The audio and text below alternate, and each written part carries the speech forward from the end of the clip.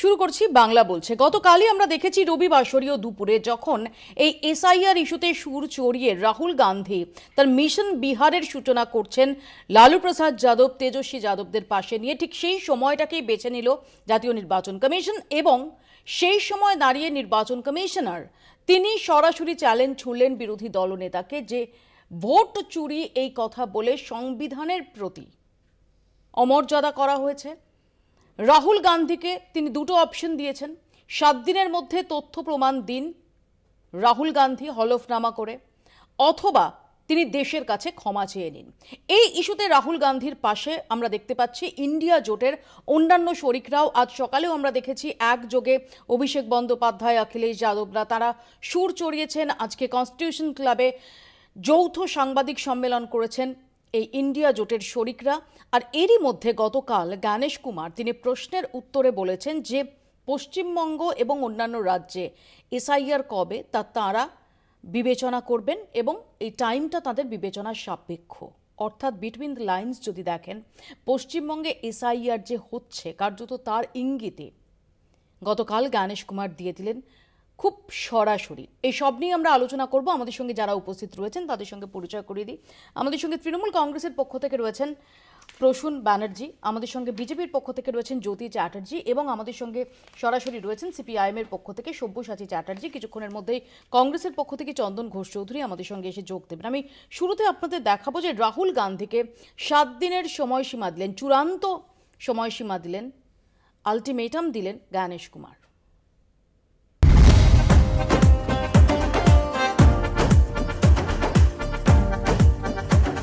বিহারে সাসারাম থেকে যেদিন ভোটারদের সংবিধান রক্ষার ডাক দিয়ে পথে নেমেছেন রাহুল গান্ধী, ঠিক সেদিনই দিল্লিতে সাংবাদিক বৈঠক করে রাহুল গান্ধীকে তোপ নির্বাচন কমিশনের।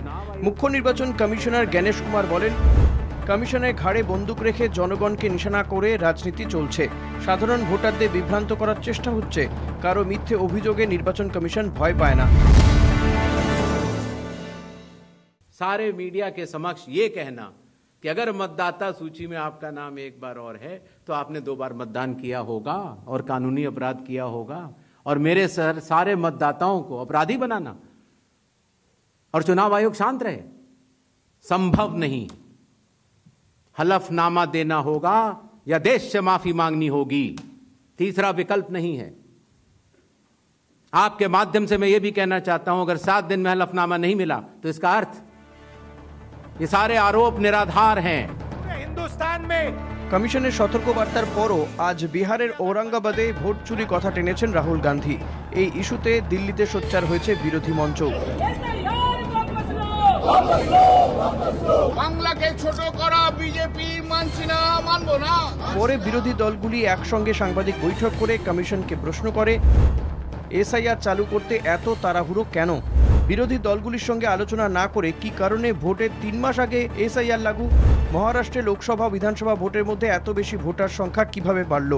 পোলিং বুথের সিসিটিভি ফুটেজ 45 দিনের মধ্যে মুছে ফেলার সিদ্ধান্ত কেন? বিরোধী দলগুলি এ নিয়ে নির্বাচন কমিশনারের বিরুদ্ধে ইমপিচমেন্ট চাওয়ার পথে হাঁটতে চলেছে। স্বাধীন ভারতে এর আগে এমন ঘটনা ঘটেনি। দিল্লি থেকে ফিরে অভিষেক বন্দ্যোপাধ্যায় বলেন, কমিশনের কাছে কোনো উত্তর নেই, তাই জবাব এড়াচ্ছে তারা। ইমপিচমেন্ট মোশন আসবে, পরের সেশনে আসবে, এই তো 3 দিনের মধ্যে শেষ। যেভাবে সংবিধান বিরোধী এবং গণতন্ত্রের পরিপন্থী হিসেবে ভারতের নির্বাচন কমিশন কাজ করছে, ইমপিচমেন্ট মোশন নিশ্চিত করে মুভ করা হবে, পরের সেশনে মুভ করা হবে।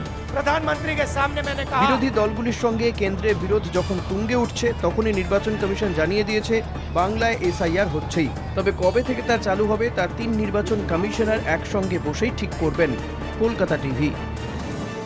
আমি জ্যোতির কাছেই শুরুতে আসি। জ্যোতি, গতকাল একদম এই 3টে যে সময় প্রেস কনফারেন্সটা করা হলো, যে সময়টাকে বেছে নিলেন নির্বাচন কমিশনার এবং যে ভাষায় যে ভঙ্গিতে তিনি রাহুল গান্ধীকে চ্যালেঞ্জ ছুড়লেন, আমরা কয়েকদিন ধরেই দেখছিলাম যে বিরোধী দলনেতার বক্তব্য তার কাউন্টার সোশ্যাল মিডিয়ায় নির্বাচন কমিশন করছিল, কিন্তু যেভাবে সরাসরি যে রাহুল গান্ধী যে সময় দাঁড়িয়ে তিনি সাসারাম থেকে কর্মসূচির সূচনা করছেন, ঠিক সেই সময়টাকে বেছে নিয়ে সেই সময়ে যে ভাষায় যে ভঙ্গিতে এই প্রেস কনফারেন্সটা করা হলো, অনেকেই প্রশ্ন তুলছেন যে এটা কি জাতীয় নির্বাচন কমিশনের প্রেস কনফারেন্সের বা তাদের যে যে জেস্চার সেগুলোর সঙ্গে সঙ্গতিপূর্ণ, নাকি আসলে এটা একদম বিজেপির পার্টি অফিসে যে ধরনের প্রেস কনফারেন্স হতে দেখা যায় কোথাও তার অবয়বটাই দেখা যাচ্ছে?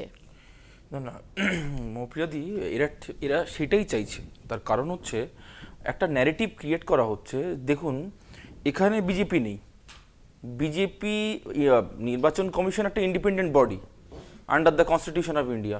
সেখানে বিভিন্ন আর্টিকেল তাদের জন্য অ্যাসাইন করা রয়েছে। আর্টিকেল 3.4 থেকে শুরু করে 3 to 6 প্রত্যেকটা আর্টিকেলগুলো নির্বাচন কমিশনের জন্য, এবং নির্বাচন কমিশন একটা ইন্ডিপেন্ডেন্ট বডি। আজকে সেই জায়গায় দাঁড়িয়ে দেখুন ন্যারেটিভটা কিভাবে চালানো হচ্ছে। ন্যারেটিভটা হচ্ছে যে বিরোধী পক্ষ ভার্সেস নির্বাচন কমিশন, এবং একটা পারসেপশন এরকমভাবে ক্রিয়েট করা হচ্ছে যে বিজেপি নেই, বিজেপি চালনা করছে নির্বাচন কমিশনকে, এবং নির্বাচন কমিশন সেই জিনিসটাই শুনছে। এই পারসেপশনটা মানুষের মনে ক্রিয়েট করা হচ্ছে। অথচ সেটা তো নির্বাচন কমিশন একটা স্বশাসিত সংস্থা, তার কিছু পদক্ষেপ, আবারও বলছি, ডেফিনেটলি বিরোধী দলনেতা যদি বেসলেস কিছু বলে থাকেন সেটা নির্বাচন কমিশন কাউন্টার করতেই পারে, কিন্তু সেটা নিশ্চয়ই কোনো রাজনৈতিক দল বা রাজনৈতিক দলের মুখপাত্রের ঢঙে হবে না। Definitely not, definitely. সেই জন্যই তো বলা হচ্ছে। দেখুন, বিষয়টা হচ্ছে যতগুলো আজকে যে নির্বাচন কমিশন যে ইস্যুগুলো অ্যাড্রেস করেছেন, সেই ইস্যুগুলো প্রথম তুলেছিল রাহুল গান্ধী, এখানে মমতা বন্দ্যোপাধ্যায়। আপনার মনে থাকবে যে এখানে কিছু দূরে নেতাজি ইন্ডোর স্টেডিয়াম থেকে ওনার মনে হয়েছিল যে প্রচুর পরিমাণে ভুতুড়ে ভোটার রয়েছে, ইলেকট্রাল ম্যালপ্র্যাকটিস হয়েছে, ওনার মনে হয়েছিল, যে কারণের জন্য উনি জেলায় একটা কমিটিও তৈরি করে দেন। তারা বিভিন্ন কাজও শুরু করে দিয়েছিল BLA 2 স্তরে, যতটুকু আমরা জানি, এবং আপনাদের সংবাদ মাধ্যমে আমরা দেখেছি। তো যখন নির্বাচন কমিশন করতে যাচ্ছে, নির্বাচন কমিশন সেই কাজটাই করতে যাচ্ছে, তখন তাদের প্রবলেম। আসলে যারা আজকে ধরুন 329-এর ধারা নিয়ে এসে যারা বলেছিল যে ইন্দিরা গান্ধী অর্থাৎ প্রধানমন্ত্রীকে চ্যালেঞ্জ করা যাবে না, প্রধানমন্ত্রী নির্বাচিত হলে তাকে চ্যালেঞ্জ করার ক্ষমতা সুপ্রিম কোর্টেরও নেই, তারা আজকে গণতন্ত্রের কথা বলছে। আমি প্রসন্দার কাছে আসবো। প্রসন্দা, সরাসরি আলটিমেটাম দিয়ে দিয়েছেন নির্বাচন কমিশনার রাহুল গান্ধীর উদ্দেশ্যে, যেখানে বলছেন 7 দিনের মধ্যে হয় তথ্য প্রমাণ দিন, না হলে দেশের কাছে ক্ষমা চান, কারণ আপনি সমস্ত ভোটারদের অসম্মানিত করছেন। এমনটাই জ্ঞানেশ কুমারের বক্তব্য আমরা দেখতে পেলাম, এবং যেটা তিনি বলছেন যে this is not done, this is simply not done. দেখুন, এই মুহূর্তে ইসিআই এবং ইডি এনডিএ জোটের অবিচ্ছেদ্য অংশ। মানে এনডিএ জোট আরো শক্তিশালী হচ্ছে প্রত্যেক দিন এই ইসিআই এর যোগদানের ফলে।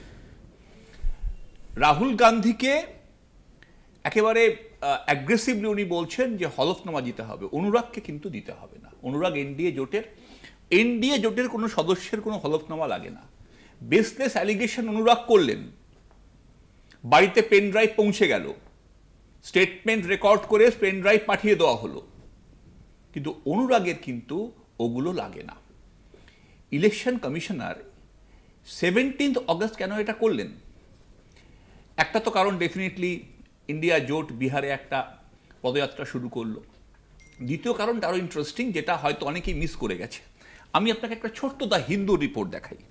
ওনার প্যানিকটা কোথায় তৈরি হয়েছিল সেটা আপনি এবার বুঝতে পারবেন যে কেন 17তে করতে হয়েছিল এই প্রেস কনফারেন্সটা। 17তে অ্যাকচুয়ালি যেটা হয়েছিল সেটা হচ্ছে যে এই রিপোর্টটা দ্য হিন্দু বার করেছিল। যাই হোক, আমি অন্য সংবাদ মাধ্যমকে কোট না করার জন্য যাই হোক, তাতে একটি সংবাদপত্র বার করে বলছে যে এটা একটা ট্রাস্ট ডেফিসিট তৈরি হচ্ছে। কেন না, যে পেপার ব্যারিয়ার্স তৈরি হয়েছে তার মধ্যে প্রান্তিক মানুষের জন্য শুধু বলছি, 10th পাস ডোমিসাইল সার্টিফিকেট 7 থেকে 8% আছে SC/STদের মধ্যে।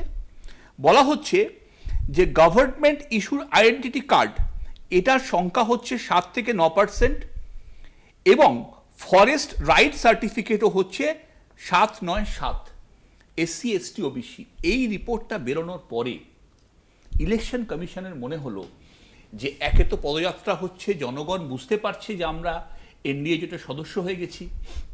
2 নম্বর হচ্ছে প্রথম শ্রেণীর সংবাদপত্রগুলো বলছে যে আমরা যেগুলো করছি অ্যাবসার্ড। থার্ড হচ্ছে এই ভদ্রলোকই প্রেস কনফারেন্সটা না করলেই পারতেন জ্ঞানেশ কুমার। যেটা বলা হচ্ছে ইমপিচমেন্ট রাইটলি করা উচিত এই কারণে যে ওই চেয়ারে বসে, দেখুন ইলেকশন কমিশনের চেয়ারটাকে আমরা সম্মান করি, সেটা নিয়ে কোনো সমস্যা নেই।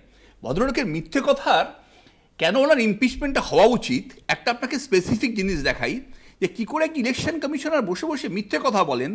আমি এটা বুঝতে পারলাম না। উনি না মানে এই প্রেস কনফারেন্সটা করে সমস্যায় পড়ে গেছেন। উনি একটা কথা বলেছেন যে এখানে নাকি এই মেশিন রিডেবল যে ফরম্যাট সেটা দেওয়া যাবে না। কেন না, হচ্ছে যে ভোটারদের প্রাইভেসি বিঘ্নিত হচ্ছে। প্রশান্ত ভূষণ টুইট করছেন, this is an absolute bunk. In EC argued in the SC that giving machine readable list would violate privacy. SC did not endorse this absurd argument. ECI is a dishonest stooge of BJP. আমি সব্যসাচীর কাছে আসবো। সব্যসাচীর কাছে আসার আগে আমরা যে joint press conference আজকে দেখেছি ইন্ডিয়া জোটের শরিকদের, জন ব্রিটাস সিপিআইএম সাংসদ, তিনি কি বলেছেন একটু শোনাবো। We the opposition parties, the entire spectrum from left to TMC, from AAP to Congress, firmly believe that the CEC has forfeited his right to be in that constitutional position. And he has virtually declared war on the opposition parties by his press conference. I will remind him about the press conference done by one of his predecessors, Mr. T.N. Seshan, wherein he had said that I am not part of the Indian government, I am part of the structure of the Indian nation. That was a profound statement done by none other than T.N. Seshan. From the beginning, the government had an ulterior motive to make Election Commission the B team of the government. সব্যসাচীর কাছে যাব, কেন এই ulterior motive, এটার কথা উঠে আসছে জন ব্রিটাসের গলায়। কেন মনে করা হচ্ছে যে ইলেকশন কমিশন বিজেপির বি টিম হয়ে কাজ করছে? কেন মনে করা হচ্ছে যে বিরোধীদের উদ্দেশ্যে কার্যত যুদ্ধ ঘোষণা করছে ইলেকশন কমিশন? সব্যসাচী।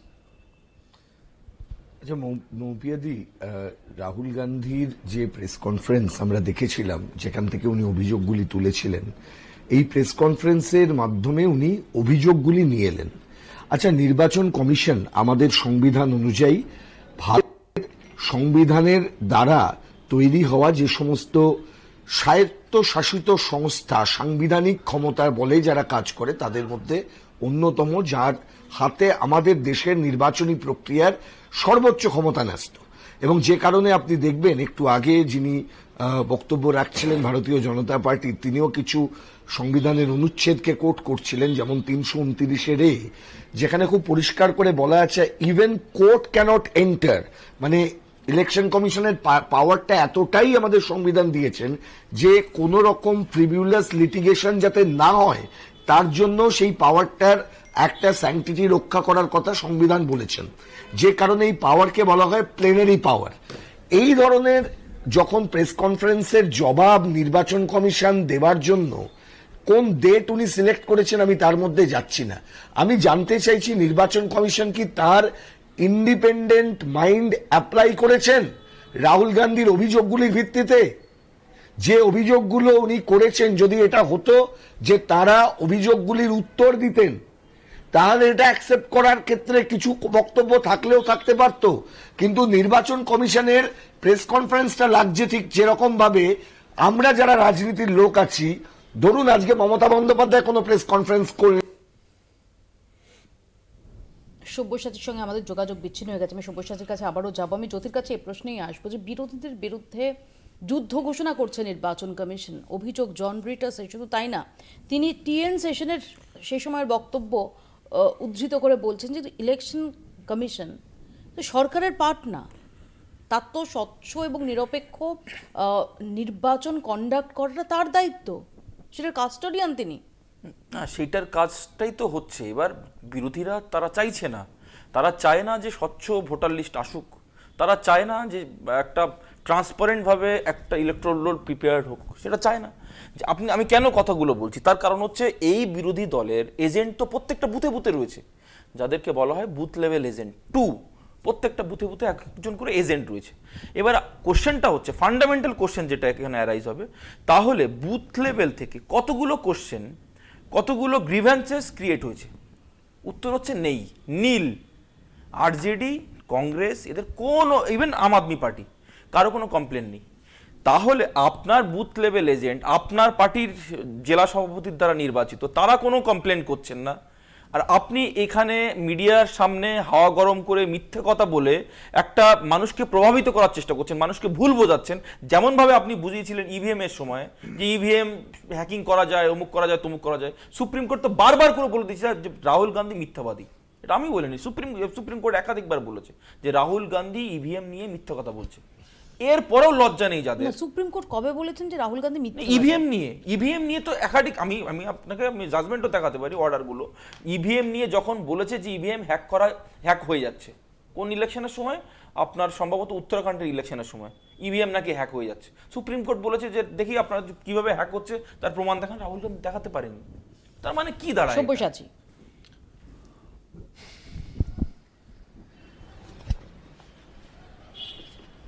মৌপিয়াদি, যে বক্তব্যটা এলো সেই বক্তব্যের উত্তর দিতে গেলে আমাকে যেটা বলতে হবে সেটা হচ্ছে, এখানে যিনি বিজেপির প্রতিনিধি আছেন তার বক্তব্যটাই মুখ্য নির্বাচন কমিশনারের মুখ থেকে আসছে। আমি ওনাকে একটু মনে করিয়ে দিই, আমাদের পশ্চিমবাংলার নির্বাচন কমিশনার মানে স্টেট ইলেকশন কমিশন হিসেবে ছিলেন সুশান্ত রঞ্জন উপাধ্যায়।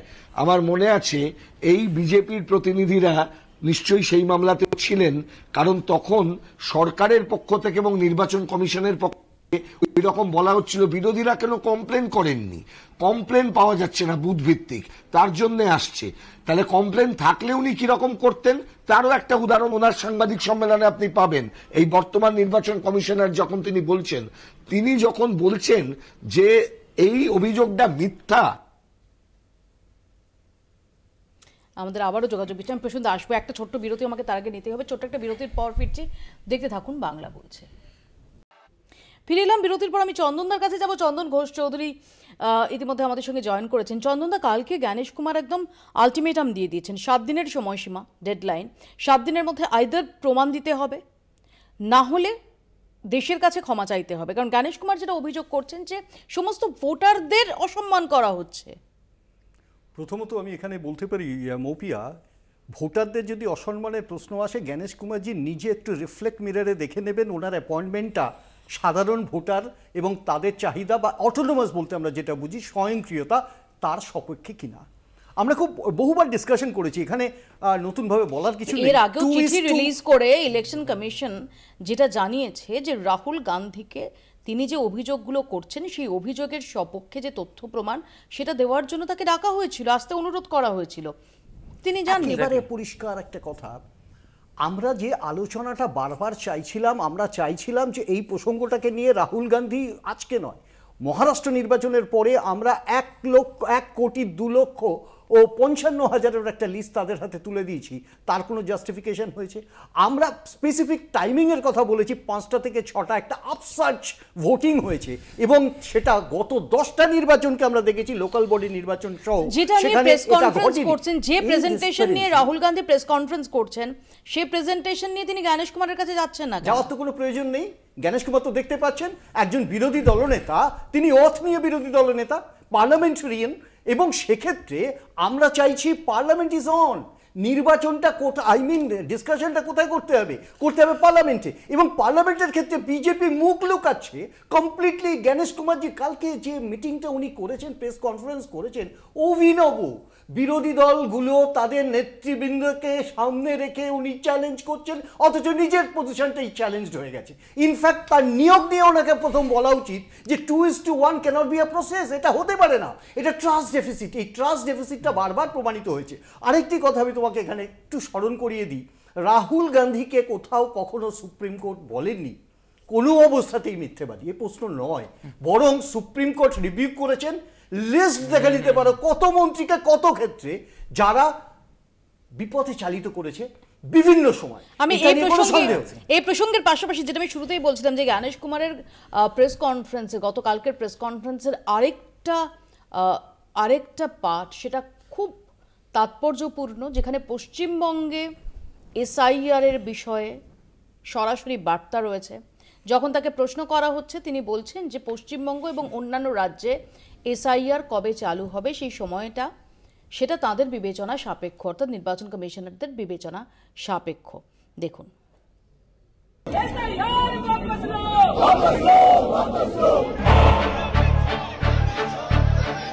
বাংলায় এসআইআর কবে চালু হবে সেই জল্পনার মধ্যেই এবার হাইকোর্টে তৃণমূল।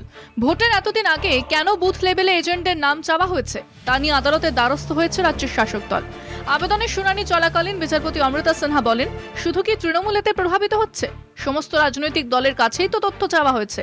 জবাবে তৃণমূলের আইনজীবী বলেন, হয়তো অন্য দলের সিদ্ধান্ত মেনে নিয়েছে, কিন্তু আমরা মনে করছি এতে স্বাভাবিক গণতান্ত্রিক প্রক্রিয়ায় হস্তক্ষেপ হচ্ছে। এ নিয়ে আজ সংসদের বাইরেও সরব হয় তৃণমূল।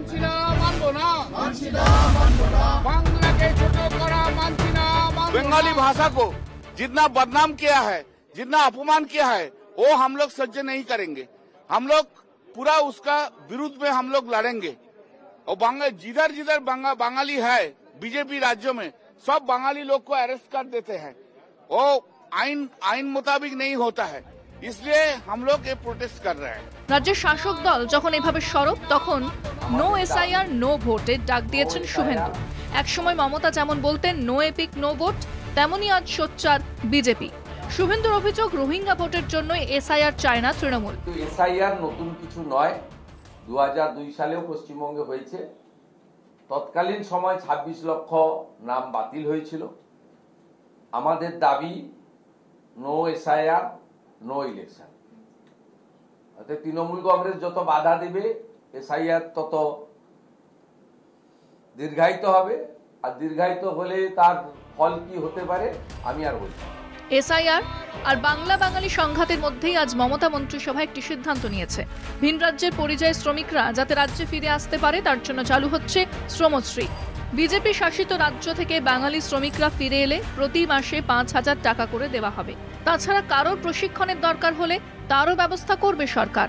কলকাতা টিভি।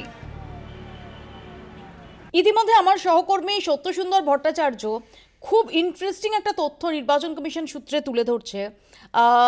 এ রাজ্যে ভোটার তালিকায় নাম তোলার ক্ষেত্রে নতুন ট্রেন্ড, প্রবীণ বাসিন্দারা যাদের মোটামুটি 60, 70, 80 বছর বয়সী যারা, তারা প্রথমবার নাম তোলার আবেদন করছেন। অত্যন্ত ইন্টারেস্টিং এই ইনফরমেশনটা।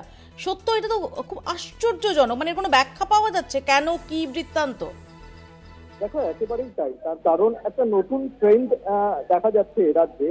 মূলত যাদের 18 বছর বয়স হয়ে যাওয়ার পরই তাদের ভোটার তালিকায় নাম তোলার বিষয়ে উদ্যোগী হওয়ার কথা, সেই জায়গায় তাদের কারোর 60, কারোর 70, কারোর বা 80 বছর পেরিয়ে গিয়েছে। এখন তারা নতুন করে ভোটার তালিকায় নাম তোলার জন্য আবেদন জমা দিচ্ছেন। আর এই বিষয়টি ভাবাচ্ছে নির্বাচন কমিশনকে, এবং সেই লক্ষ্যেই তারা এই ধরনের আবেদনকারী যারা রয়েছেন, যাদের মূলত প্রথমবার তারা আবেদন করছেন এবং বয়স কারো 60, 70 বা 80 কোটায়, তাদের জন্য একটা নজরদারির ব্যবস্থা চালু করছে নির্বাচন কমিশন। এবং সেখানে এই গোটা নজরদারিটা জেলা শাসকের মাধ্যমেই করা হবে। কিভাবে নজরদারি হবে সেটাও জানাচ্ছে নির্বাচন কমিশন, যে যারা আবেদন করছেন প্রথমত তাদের একটাই প্রশ্ন কমিশনের কাছে, যে তারা 18 বছর হয়ে যাওয়ার এতদিন পরে তারা কেন হঠাৎ করে নির্বাচন কমিশনের এই যে ভোটার তালিকা তাতে তারা নাম তুলতে আগ্রহী হচ্ছে। 2 নম্বর হলো যে তাদেরকে আরো তাদের সঙ্গে সম্পর্কিত অন্যান্য আত্মীয় স্বজন যারা রয়েছেন তাদের নাম কি ভোটার তালিকায় রয়েছে সেটাও কিন্তু নির্বাচন কমিশন খতিয়ে দেখছে। ফলে সব মিলিয়ে এই নজরদারি করার পর যদি সেটা বিবেচ্য মনে হয় তবেই কিন্তু এই ধরনের আবেদনকারী যারা 60, 70 বা 80 কোটায় বয়স প্রথমবার তারা আবেদন করছেন তাদের নাম ভোটার তালিকায় তোলা হবে। ধন্যবাদ সত্য। আমি প্রসূনদার কাছে আসছি। প্রসূনদা, গতকাল জ্ঞানেশ কুমার কিন্তু স্পষ্ট করে দিয়েছেন যে পশ্চিমবঙ্গে এসআইআর হচ্ছে। আমরা ইন্ডিকেশনসগুলো পাচ্ছিলাম, বেশ কিছু ইনিশিয়েটিভ, যেমন বিএলওদের ট্রেনিং সহ, ভাতা বৃদ্ধি সহ একাধিক স্টেপ। কিন্তু সরাসরি পশ্চিমবঙ্গে যে এসআইআর হচ্ছে শুধুমাত্র সময়টা নির্ধারণ করা, যেটা নির্বাচন কমিশনার এবং তার সহকর্মীদের বিবেচনা সাপেক্ষ, সেটা তিনি স্পষ্ট করে দিয়েছেন। বিজেপির নবনিযুক্ত মুখপাত্র শ্রদ্ধেয় শ্রী জ্ঞানেশ কুমার কালকে কি বলেছেন সেটার মধ্যেই আসছি আমরা বলছি যে গোটা দেশ, বিজেপি বাদ দিয়ে গোটা দেশ ওনাকেও দুটো চয়েস দিচ্ছে। এক, কাপুরুষের মতো না পালিয়ে বিরোধীদের সমস্ত প্রশ্নের উত্তর দিন। দুই, ইমপিচমেন্ট ফেস করুন। প্রশ্ন এক, সমস্ত পলিটিক্যাল পার্টিকে কনসাল্ট না করে এসআইআর আপনি কেন চালু করলেন? প্রশ্ন দুই, 2005 সালে মহারাষ্ট্র এবং অরুণাচল প্রদেশে, আই রিপিট, 2005-এ মহারাষ্ট্র অরুণাচল প্রদেশে এসআইআর রদ করা হয়েছিল এই যুক্তিতে যে বছরে ভোট থাকে সে বছরে সে রাজ্যে এসআইআর হয় না। মিস্টার জ্ঞানেশ কুমার, পাতা উল্টে দেখুন যদি মনে না থাকে আপনার। খুব ভাইটাল পয়েন্ট তুলেছেন, খুব ভাইটাল পয়েন্ট। আমি এখানে সব্যসাচীর কাছে আসবো। সব্যসাচী একজন লয়ার। সব্যসাচী, যে বছরে নির্বাচন সেই বছরে এসআইআর এর যে রেফারেন্স প্রসূনদা তুললেন, হি ইজ কারেক্ট, উনি সঠিক কথা বলেছেন। একটা নির্বাচন করতে গেলে সময়ে সাপেক্ষ বিষয় হচ্ছে ভোটার লিস্ট তৈরি করা এবং সেই ভোটার লিস্টের উপরে নির্বাচন করা। এই ভোটার লিস্ট অলরেডি প্রিপেয়ার্ড। এখন এটা করার অর্থ কি দাঁড়াচ্ছে? গুলিয়ে দেওয়া। সবটা মিলিয়ে যদি পশ্চিমবঙ্গের রেফারেন্সটা টানা হয় এবং পশ্চিমবাংলায় যদি এইরকম একটা সমস্যা সৃষ্টি করা হয়, তাহলে নির্বাচনের আগে মানুষ ভোট দেবেন কি দেবেন না সেই চিন্তা করার থেকে মানুষ থাকছেন কি থাকছেন না এই চিন্তায় মানুষকে থাকতে হবে। নির্বাচন কমিশন তার মূল লক্ষ্যটা কি ভোটে বেশি করে মানুষকে অংশগ্রহণ করানো নাকি এক্সক্লুড করার চিন্তা ভাবনা করা? ধরুন আমি আপনাকে একটা কথা বলছি, এই যে 60, 70, 80 বছরের ভোটার, এটা তো নির্বাচন কমিশনের সাধারণ কাজের মধ্যে পড়ে দিদি। নির্বাচন কমিশন যখন ভোটের কাজ করেন, ভোটার লিস্টের কাজ করেন, তখন যে অফিসার বা যে অফিসাররা কাজ করেন বা রাজনৈতিক দলের এজেন্টরা যখন তাদের কাছে যান, তখন এই কাজটা কিন্তু নির্বাচন কমিশনের সুপারভিশনেই হচ্ছে। নির্বাচন কমিশন এই কন্ট্রোলটা ব্যবহার করেন, স্পেশাল কন্ট্রোল। রাজ্য সরকারের কোনো কর্মচারী তখন রাজ্য সরকারের কর্মচারী হিসেবে কাজ করেন না। আপনারা দেখেছেন কিছুদিন আগে কয়েকজন অফিসারের বিরুদ্ধে এই নির্বাচন কমিশনই কিন্তু ডিসিপ্লিনারি প্রসিডিং এর জন্য রেকমেন্ডেশন পাঠিয়েছেন। তাহলে দে আর অ্যাওয়্যার অ্যাবাউট দেয়ার পাওয়ার এবং তাদের ক্ষমতার যে উচ্চতা সেটা সম্পর্কে তারা অবহিত। কমিশন আজকে একটি রাজনৈতিক দলের প্রতিনিধির মতন যখন অ্যাক্ট করেন, তখন কিন্তু পার্লামেন্টকে তাকে ফেস করতেই হবে।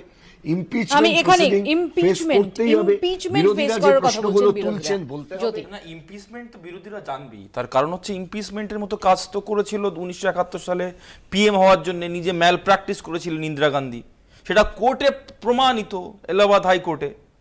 এটা তো নতুন নয়। ইয়াশপাল কাপুর তাকে নিয়োগ করা হয়েছিল। আপনি এলাহাবাদ হাইকোর্টের জগমোহন, আমি বলছি আপনার সময় আপনি বলবেন।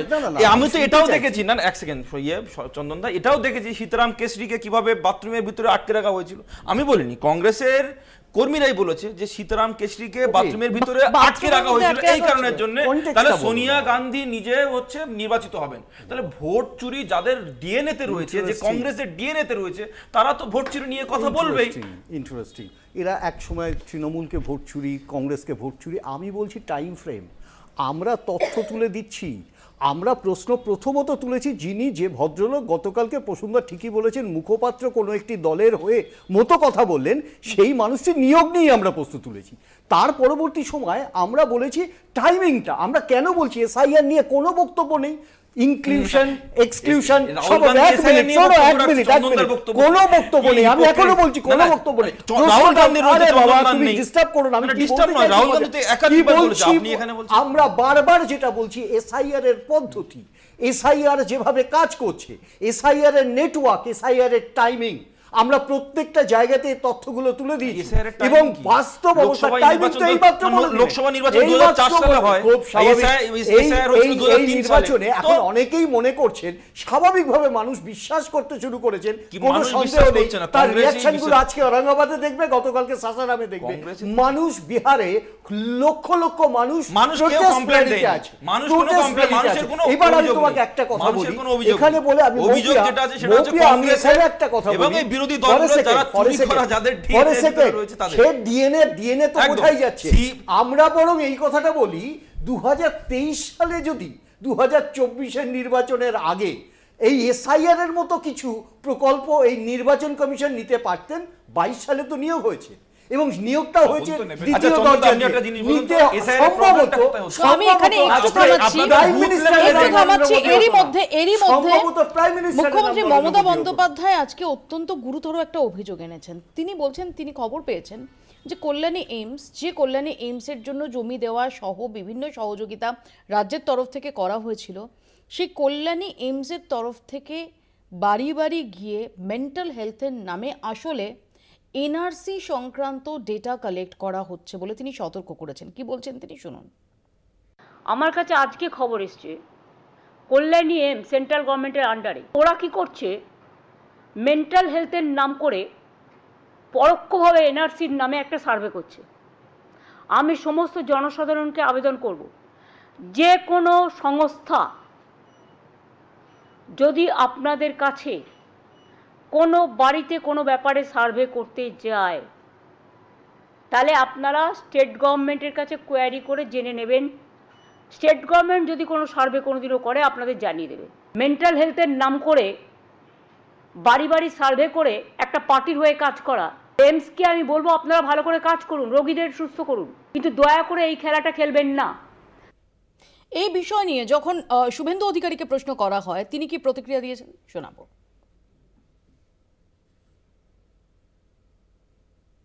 উনি সারা রাত্রি ঘুমাচ্ছেন না মুখ্যমন্ত্রী, মাঝে মাঝেই চমকে চমকে উঠছেন এনআরসি করে। এটা আজকের নয়, উনি সিএএ কে এনআরসি বলা থেকে অদ্যাবধি এসআইআর কে এনআরসি বলছেন। এই মুখ্যমন্ত্রীর কথাবার্তা সংবিধান বিরোধী, রাষ্ট্র বিরোধী, এবং খুব লজ্জা লাগে যে পশ্চিমবাংলায় এইরকম একটা মুখ্যমন্ত্রী তিনি প্রশাসনিক কর্ত্রী হয়ে বসে আছেন। এনআরসি ফোবিয়া আপনাদের অভিযোগ করছেন শুভেন্দু অধিকারী। আমরা দেখেছি যে পশ্চিমবঙ্গে যে মুহূর্তে বিজেপির ইন্টারনাল সার্ভে বলল যে ওরা 46 থেকে 50-র বেশি আসন পাবে না, এবং ওদের নবনিযুক্ত রাজ্য সভাপতি কি একটা হিসেব নিকেশ চিন্তন করে বললেন যে এত লাখ একটা ডেফিসিট আছে ভোটারের, এটা আর কখনো মেটানো সম্ভব নয়। সেই মুহূর্তেই কি হলো, এই ব্যাকডোর দিয়ে এনআরসি ঢোকানোর একটা পরিকল্পনা শুরু হলো। ওই গ্যাপটাকে ব্রিজ করতে গেলে কি করতে হবে, একদম একটা মাস বাদ দিতে হবে। এজেন্ডা পৌঁছে গেল দিল্লিতে, দিল্লি থেকে চলে গেল জ্ঞানেশ কুমারের কাছে। উনি বললেন আমি অ্যাক্ট করে দেখাচ্ছি। হ্যাঁ, পশ্চিমবঙ্গে হাত দেওয়া মুশকিল, তৃণমূল কংগ্রেস সজাগ রয়েছে, একটু বিহার দিয়ে শুরু করো, নেট প্র্যাকটিসটা বিহারে করে নাও, পশ্চিমবঙ্গে ম্যাচ খেলতে। বোঝেনি যে বাউন্সার নিয়ে রেডি আছে। আরও একটা প্রশ্ন করছি মিস্টার জ্ঞানেশ কুমার আপনাকে, কতজন ফরেনার্স ধরা পড়েছে এসআইআরে তথ্যটা প্রকাশ করবেন? কতগুলো ফর্মে বিএলও নট রেকমেন্ডেড লিখেছে প্রকাশ করবেন? এসআইআর এর থ্রু দিয়ে ব্যাকডোর দিয়ে ঢোকানোর চেষ্টা করছেন তো? পিচটা পার্থের আর দলটা তৃণমূল কংগ্রেস, এত সহজ হবে না। বিজেপির মুখপাত্র হয়ে আছেন, হন, অসুবিধা নেই, আর বাউন্সার দিলে পালাবেন না, ফেস করুন না। ওখানে বসে আছেন, অ্যাগ্রেসিভ হচ্ছেন। রাহুল গান্ধী যখন বলেছিলেন, আমি কংগ্রেসের মুখপাত্র নই, উনি যেহেতু এলোপি তাই বলছি, যে মহাদেবপুরা কর্ণাটকে একটা 8/10 ঘরে 180 না 150 জন ভোটার আছে। আপনার কোথায় ছিল রিপ্লাই? প্রশ্ন দেখলেই তো পালান, শুধু গোল গোল করে আমি এখানে জ্যোতির কাছে আসবো। এবং যদি তারই মধ্যে আমরা দেখলাম যে অনুরাগ ঠাকুর ডায়মন্ড হারবার নিয়ে যখন প্রশ্ন তুললেন, অভিষেক বন্দ্যোপাধ্যায় আজও যেটা বলেছেন যে পেন ড্রাইভ নিয়ে যে বাড়িতে 45 জন একই বাড়িতে বলা হয়েছিল তাদের 40 জনের বক্তব্য নির্বাচন কমিশন। আমি ভালো কথা, খুব ভালো লাগছে যে ইন্ডিজোট আজকে পুরো এক হয়েছে, এবং ইন্ডিজোট এখানে যেভাবে অভিষেক বন্দ্যোপাধ্যায় চুরি নিয়ে অনেক সময় মিথ্যাচার এখানে করে, আজকে পুরোপুরি এক্সপোজ হয়ে গেছে। উত্তরটা নির্বাচন আছে। অনুরাগ ঠাকুরকে তো পেন ড্রাইভ দেওয়ার পরে বলিনি, উত্তরটা শোনার ধৈর্য রাখতে হবে তো। এটা নির্বাচন কমিশন উত্তর দেওয়ার প্রয়োজন নেই, উত্তর অলরেডি দিয়ে দিয়েছে K N Rajanna. K N রাজান্নাটাকে কংগ্রেসেরই মিনিস্টার ছিলেন, তিনি বলেছেন যে কংগ্রেসের এই যে রাহুল গান্ধী যিনি যেসব মিথ্যাচারগুলো করছেন সম্পূর্ণভাবে মিথ্যা। বিজেপির কেউ বলেনি, কে এন রাজান্না তার পরিণাম হিসেবে হাইকমান্ড, কংগ্রেসের সো কল্ড হাইকমান্ড তাকে বলেছে যে তুমি রিজাইন করো। 11ই আগস্ট সেটাই স্বাভাবিক। কদিন আগেকার ঘটনা। সেটাই তার মানে স্বাভাবিক। কি কংগ্রেসের সেটাই স্বাভাবিক।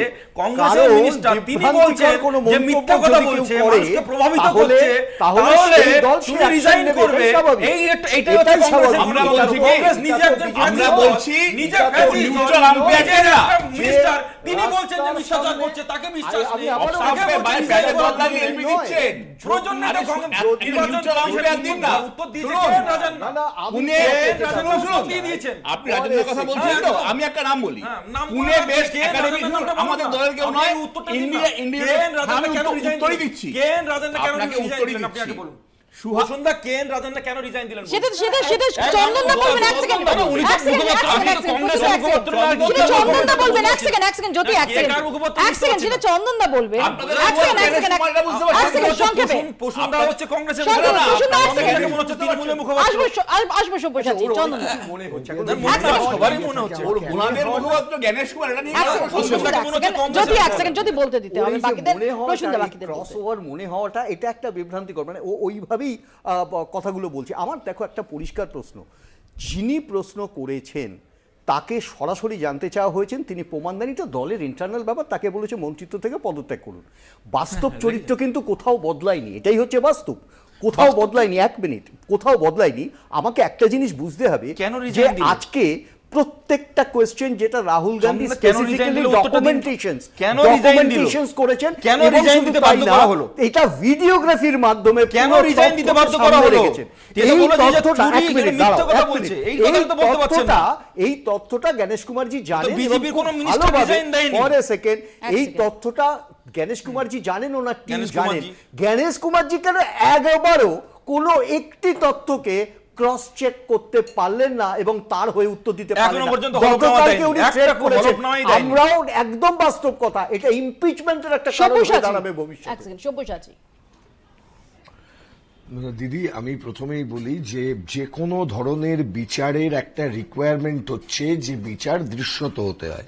আমি প্রথমেই বলেছিলাম নির্বাচন কমিশন আমাদের সংবিধান দ্বারা প্রদত্ত ক্ষমতা বলে এক্ষেত্রে সর্বোচ্চ সিদ্ধান্ত নেবার ক্ষমতাশালী অধিকারী, কিন্তু সেই নির্বাচন কমিশন যখন সিদ্ধান্ত জানাচ্ছেন তখন তারা যে ইন্ডিপেন্ডেন্ট অ্যাপ্লিকেশন অফ মাইন্ড করেছেন তার কোনো রিফ্লেকশন পাচ্ছি না। যদি সেটা করতেন তাহলে রাহুল গান্ধীর কাছ থেকে হলফনামা চাইতেন না, যদি সেটা করতেন তাহলে প্রেস কনফারেন্স করতেন না, তারা একটা হিয়ারিং করতেন এবং হিয়ারিং করে এই বক্তব্যটাকে খণ্ডাবার জন্য তাদের কাছে যে তথ্য আছে সেই তথ্য ট্রান্সপারেন্সির স্বার্থে তুলে দিতেন।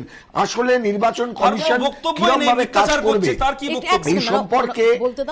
এই সম্পর্কে খুব পরিষ্কার কথা উইনস্টন চার্চিলকে কোট করে আমাদের সুপ্রিম কোর্ট বলেছেন, this is all about a little man entering into a little booth using a little pencil to select someone. আসলে ওই যে একদম গণতন্ত্রের তলায়, একদম তলার স্তরে থাকা সেই মানুষগুলি, ভোটারগুলি, তাদের কথাগুলো যাতে রিফ্লেক্টেড হয় থ্রু দি পলিটিক্যাল পার্টিজ, তাদের গুরুত্ব দেওয়ার ক্ষেত্রে নির্বাচন কমিশনের দৃষ্টিভঙ্গির যে আজকে একটা পরিবর্তন হয়ে গেছে এবং ভারতের নির্বাচন কমিশন সেই সুকুমার সেনের সময় থেকে যারা কাজ করেছিলেন এবং তিল তিল করে গড়ে তোলা একটা ইনস্টিটিউশন আজকে এই প্রশ্নের সম্মুখীন হচ্ছে যে তাদের মাথায় থাকা ব্যক্তি আজকে ইমপিচমেন্ট ফেস করতে চলেছেন। এটাই তো ভারতের গণতন্ত্রের ইন্ডিকেটরের সবচাইতে বেশি লজ্জা। দ্বিতীয়ত দিদি, খুব পরিষ্কার কথা, একটু হ্যাঁ, এই যে মমতা বন্দ্যোপাধ্যায় যে কথাগুলি বললেন আমি শুধু মনে করিয়ে দিই, তৃণমূল কংগ্রেস পরিচালিত অনেকগুলি পুরসভা ইনক্লুডিং হাওড়া কর্পোরেশন, উত্তর 24 পরগনার অনেক পুরসভা গত 2 বছর আগে একটা হিউজ সার্ভে করিয়েছিলেন। অনেকে বলেন এই তথ্যগুলো কালেক্ট করা হয়েছিল তথ্যগুলো দেবার জন্য যে যাতে করে এনআরসির মতন বিষয়কে চালু করা যায়। আমার মনে হয় মুখ্যমন্ত্রীর এই কথাটা অনেক আগে বলা উচিত ছিল। 30 সেকেন্ড করে প্রথমে প্রসূনদা 30 সেকেন্ড। ব্যাকডোর দিয়ে এনআরসি ঢোকানোর যে চেষ্টা, এর একটাই কারণ আমরা বলছি পরিষ্কার করে বোঝা যাচ্ছে এই কারণেই যে 1935-এ হিটলারের জার্মানিতে যে অ্যানসেস্টার পাস দেখাতে হতো ঠিক সেরকম ভাবেই এখন ইনিউমারেশন ফর্ম আনা হয়েছে। এর আগের যে এসআইআর হয়েছে তার সঙ্গে এটার পার্থক্য হচ্ছে যে আগের এসআইআরে ইনিউমারেশন ফর্ম ফিল আপ করতে হয়নি।